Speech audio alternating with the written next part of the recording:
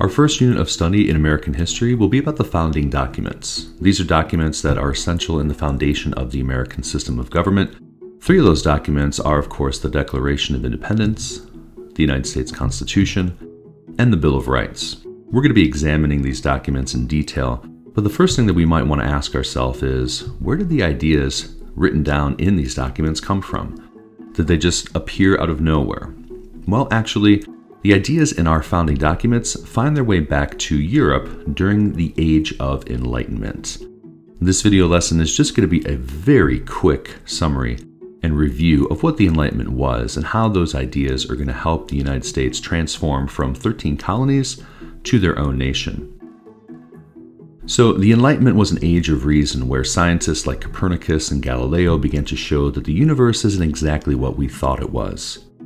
Francis Bacon developed the scientific method for experimentation, and Isaac Newton explained the laws of gravity in the universe. And these ideas are going to be printed and spread throughout Europe using the printing press.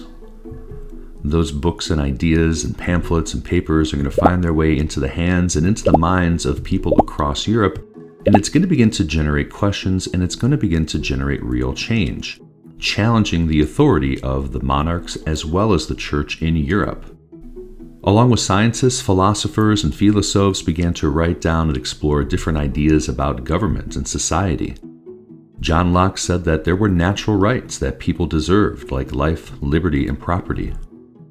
That man was in fact created equal, and that if a government was unjust, people had the right to overthrow that government and form a new one using a social contract, a written agreement between the government and the people that described its powers and responsibilities.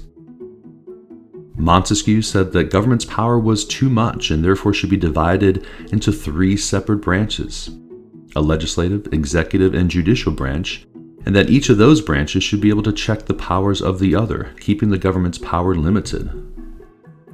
Voltaire wrote about the importance of free speech and free religion as essential components to a free society. He opposed censorship and believed that tolerance was essential, that we must be tolerant of the beliefs and the values of others.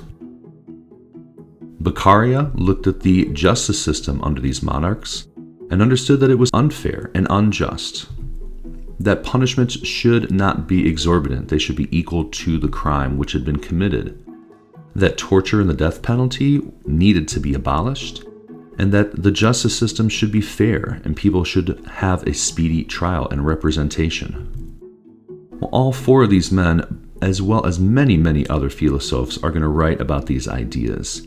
But they're not going to change much in Europe yet. Change is going to come slow in Europe, but those ideas are going to travel over to those 13 American colonies, who are going to be greatly inspired by those ideas. In terms of the power of the king, unfair taxes, unfair representation, those Enlightenment ideas are going to inspire the American colonists and help fuel the American Revolution. And by 1774, colonial soldiers and British soldiers will exchange fire, and the American Revolution will begin. And we're not going to look in detail at the American Revolution, but we know that in 1783, the United States is now a free and independent country and has to create a government of its own. And again, just as those ideas of the Enlightenment inspired the start of the American Revolution, those same ideas are going to come back and help inspire the government that's created in these 13 colonies as they become one United States of America. And those Enlightenment ideas are essential in establishing the foundation for the words put into the Declaration of Independence, the Constitution, and the Bill of Rights. We're going to look at these documents and these ideas in much more depth in the next lesson.